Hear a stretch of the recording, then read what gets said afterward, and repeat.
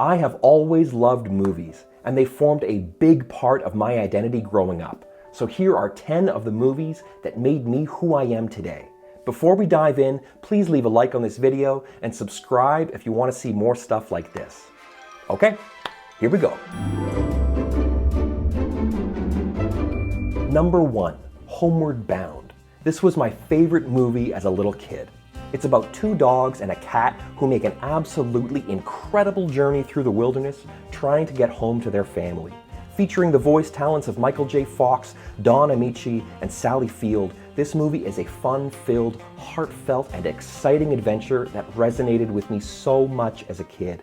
Chance is a young pup who follows his instincts at every turn. Shadow is the old dog filled with wisdom and experience, and Sassy is a pampered cat who hates being outside. They each have so much to learn, and this movie tries and tests them at every turn, where they're forced to rely on each other and grow.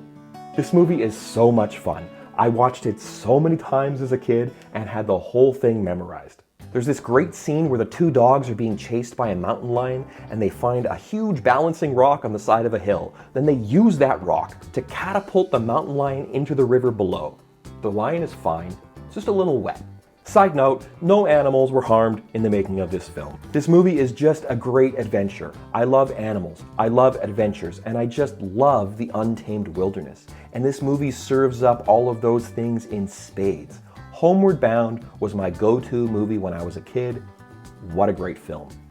Number 2, The Princess Bride. As I got older, I started falling in love with fantasy. And one day I discovered The Princess Bride.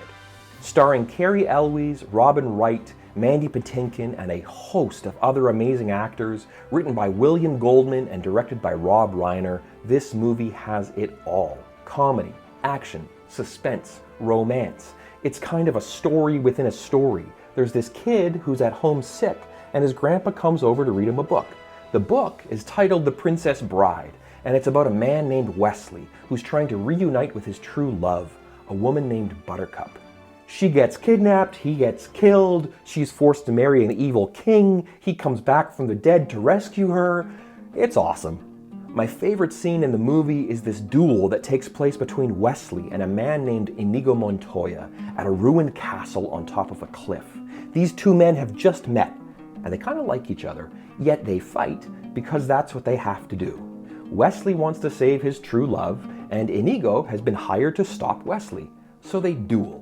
And through the whole fight, they have this kind of conversation. It's like a pleasant chat between 2 gentlemen who were trying to kill each other. And somehow, this scene strikes a balance between being completely absurd and totally tense at the same time. And by striking this balance, it becomes something more. It's brilliant. As a kid, I lived the story vicariously through the boy sitting in his bed listening to his grandpa read a book. I wanted to be Wesley. I wanted to be with Buttercup. I wanted to live in that world and experience the lives of those characters. This is probably the first escapist film that I really fell in love with, and it walks this fine balance between humor and authenticity, between fantasy and reality. It's just a perfect movie. Number 3, Star Wars Episode 4. This movie blew my mind as a kid. I actually walked in on my big brother and his friends once while they were watching it, and my brother chased me out of the room and told me I wasn't ready to watch it.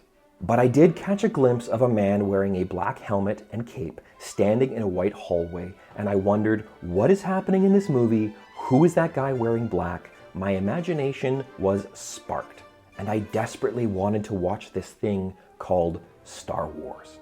And a few years later, I did, and the movie did not disappoint. Starring Mark Hamill, Harrison Ford, Carrie Fisher, and a list of other great actors, written and directed by George Lucas, with an epic musical score by John Williams, this film was an absolute rush of excitement along with a heavy dose of philosophy and inspiration. It's a film about a farm boy from a quiet planet who becomes the hero of the galaxy, befriending a princess, a smuggler, and a wise man along the way. And that man dressed in black, his name was Darth Vader, and he is one of the greatest movie villains of all time. There are space battles, monsters, robots, daring rescues, and lightsaber fights, all set against the backdrop of the Rebel Alliance resisting the oppressive Galactic Empire. This movie packs a punch. One of my favorite scenes is the Death Star trench run, where Luke Skywalker needs to fly his X-Wing spaceship down a narrow channel in order to shoot a torpedo into a small hole and destroy the enemy's space station. During this scene, he is under heavy fire and uses his spaceship's targeting system to destroy the enemy fighters. But at the end, when he finally needs to fire his torpedo, he hears the voice of his teacher in his head. The voice tells him to reach out with his feelings and use the Force to guide his hand. Luke puts away his targeting system and reaches out with his feelings, and his torpedo flies true and destroys the space station. And that's what I love most about this movie. It's a sci-fi adventure, it's a space epic, it's a story about a farm boy becoming hero of the galaxy. But at its heart, this movie tells us that we can't always rely on technology. That in the end, we need to trust our instincts and our intuition. For me, this movie was a revelation. It felt like George Lucas was saying, here, look at what is possible if you only use your imagination. Star Wars feels like pure inspiration. Number 4, Braveheart. I watched Braveheart with my friends in middle school, and for a 13-year-old kid in the 90s, this movie spoke to me, and it made me want to become a warrior. Directed by and starring Mel Gibson, with a musical score by James Horner, this movie felt raw, earthy, and real in a way I hadn't experienced before.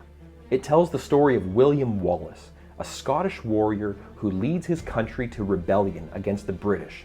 This movie is beautiful, epic, violent, filled with passion, rage, and heart.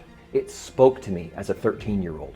One of my favorite scenes takes place about halfway through the movie, when the Scottish army is getting ready to face off against the British. The Scottish are outmatched and outmanned, and many of their soldiers are preparing to leave the battlefield. William Wallace rides onto the field wearing full armor with half his face painted blue, and he gives a speech to the Scottish soldiers on the battlefield. And the setting, the cast, the costumes, the music, and Mel Gibson's performance all come together in this swell of emotion as the speech concludes with the line, "They may take our lives, but they'll never take our freedom." That scene still gives me chills. I'm not a Scottish warrior, but boy did this movie ever make me wish I was one. Number 5, A Clockwork Orange. As a teenager, I started watching more and more movies that my parents didn't really approve of. My dad wanted to vet every movie that I watched, and A Clockwork Orange was the straw that broke the camel's back. My dad said I could only watch it if he watched it with me. So we did. Starring Malcolm McDowell, directed by Stanley Kubrick, and featuring numerous songs by Beethoven, this was the first twisted dystopian comedy that I ever saw. It tells the story of Alex, a young hooligan living in a not-too-distant future, obsessed with sex, violence, and Ludwig van Beethoven. He gets taken in by the authorities and brainwashed into getting sick every time he thinks about sex, violence, or Beethoven.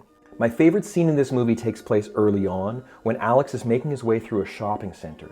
Stanley Kubrick is nothing if not a master of the details, and the sets, costumes, and music just paint this picture of a strange future where electronic-sounding classical music is playing over the speakers in this oddly futuristic store. Anyways, my dad sat through the whole twisted horror show, and afterwards, we talked about what we had seen.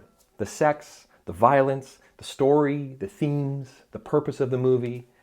My dad could tell that I was thinking critically, and I wasn't allowing this twisted movie to warp my brain. And after that, he never stopped me from watching any other movies again. After we watched A Clockwork Orange, I was free. Free to watch whatever I wanted. Number 6, Dumb and Dumber.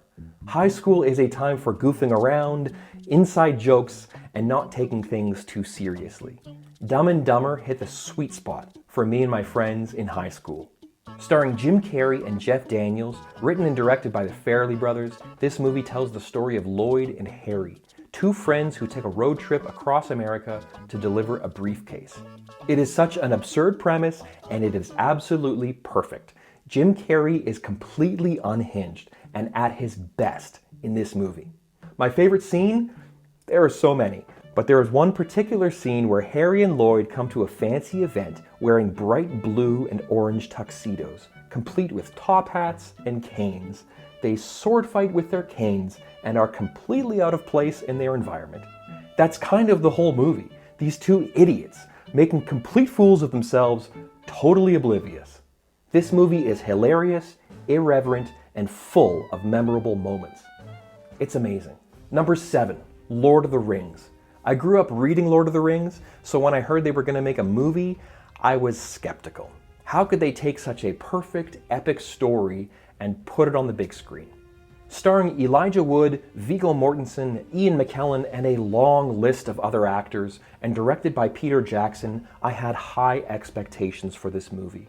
Sitting in the theater, watching the opening scene of the first movie, I was actually pleasantly surprised. And it didn't take long before I was hooked. This trilogy is really one long movie. It tells the story of a hobbit named Frodo Baggins who journeys across the world in order to destroy a magic ring. There is so much more to this movie than that, but that's really the heart of the whole story. It's about the people Frodo meets along the way and the role that each of them plays in this epic clash between good and evil. It's a true fantasy masterpiece. I don't know how Peter Jackson did it, but he did it. These movies feel like they were shot on location in Middle-earth. These characters feel like they were pulled right out of the pages of the book and put on screen. The movies still don't quite capture the magic and mystery of the books, but boy do they ever come close. I have so many favorite scenes, but they all have one thing in common, in that they are these moments where we catch our breath, finding peace and tranquility within the chaos all around. Gandalf whispering to a moth on top of the Tower of Orthanc, Pippin singing to Denethor as his cavalry is charging towards death, Sam telling Frodo that there is still some good left in the world and it's worth fighting for. One of the best examples of this peace within the midst of chaos is when Gandalf describes the Grey Havens to Merry. They are under siege in Minas Tirith, preparing for their inevitable defeat, and Gandalf looks at Merry and smiles. And then he tells him that death is not the end. Gandalf describes white shores, a swift sunrise, and the world they will venture to after we leave this one behind. He's describing life after death, and it resonates with me so much. This movie is nothing if not a love letter to J.R.R. Tolkien and his world, characters, and story. Number 8, Apocalypse Now. As I grew older, I got more and more into film, and I don't think any movie encapsulates the power and potential of cinema better than Apocalypse Now. Starring Martin Sheen, Marlon Brando, and a list of other great actors, and directed by Francis Ford Coppola, this movie unpacked me completely. Based on the book Heart of Darkness, this movie is set during the Vietnam War. It tells the story of a soldier named Willard who embarks on a mission to bring back a rogue colonel named Kurtz, deep in enemy territory. There is so much more to this movie than that, but that's the premise. Along the way, Willard meets a myriad of other characters and encounters madness in all its many forms, desperately trying to maintain his own sanity and complete the mission. Something I love about this movie is that everything becomes more primitive the deeper in the jungle Willard goes. The music, the sounds, the atmosphere, it's a journey into the past. There are so many iconic scenes and sequences in this film. From the Flight of the Valkyrie helicopter sequence, to I Love the Smell of Napalm in the Morning, to the harrowing depiction of the Vietnam War. But the part of the movie that sticks with me the most is when Willard finally meets Kurtz. We've built up who this rogue colonel is in our minds, and the reality is so much stranger and more disturbing than anything we could possibly imagine. I could get into everything that went wrong behind the scenes, but the truth is, Marlon Brando gives an inspired performance that Francis Ford Coppola was able to capture perfectly. Kurtz's final line in the film still haunts me to this day. This movie is incredible, and it is more telling about the nature of humanity than anything I've ever seen before or since. Number 9, Princess Mononoke. I watched this movie in my late teens or early 20s, and boy did it ever speak to me. Written and directed by Hayao Miyazaki, this film tells the story of a young man named Ashitaka who journeys into unknown lands to discover the mystery behind a curse that is plaguing his village. His path leads him to a fortified village at war with the animals and spirits of the wilderness. The animals and spirits are protected by Princess Mononoke, a human woman who was raised by wolves. At the center of this conflict lies the curse, which is destroying the world around it. I love this movie so much. It's a complicated story about humanity, nature, and the spirit world. It's a story about a man trying not to get pulled into a conflict. And ultimately, it's a story about death and rebirth. Plus, it has incredible action, beautiful visuals, and absolutely poignant moments throughout the film. One of my favorite scenes in this movie is when the god of the forest heals Ashitaka of a bullet wound. And the scene plays out with these beautiful silent visuals of the forest. Water droplets on the moss, the sunlight streaming through the branches overhead, and this strange looking god of the forest. It's beautiful. Number 10, City of God. I watched this movie when I was starting to become a filmmaker and develop my own voice. Having grown up in Africa and really experienced the other side of the world, I often struggled watching Hollywood movies because they didn't feel quite real. So when I watched City of God for the first time, it hit me like a ton of bricks. Written by Braulio Mantovani and directed by Fernando Meirelles and Katia Lund, City of God tells the story of two young boys growing up in the slums of Rio de Janeiro in the 1970s. One becomes a photographer and the other becomes a gang leader. This movie is a gut punch of a film. It feels like the directors took the crime genre popularized by films like Snatch and Lucky No. 11 and they placed it in the reality of the Rio slums in the 1970s. Every moment in this movie is intentional, purposeful, and gripping. I love the camera movement, the dry humor, and the way the film unfolds in a zigzag pattern like a spider web, trapping us in the slums, unable to look away. One of my favorite scenes is the opening sequence of this film, where one chicken is watching another chicken getting cooked. The living chicken breaks loose, and then a bunch of kids with guns chase it down the streets and alleyways and try to catch it. This scene is such a perfect metaphor for the whole film, and it's also such a great introduction to the world and the characters. City of God is a great film. There are so many more movies that affected me throughout my life, but those are 10 that really stick out as films that made me the person I am today. If you've watched this far, I would love to know what films shaped your identity growing up. Leave a comment, let me know. Okay, that's all I got for now. Thanks for watching.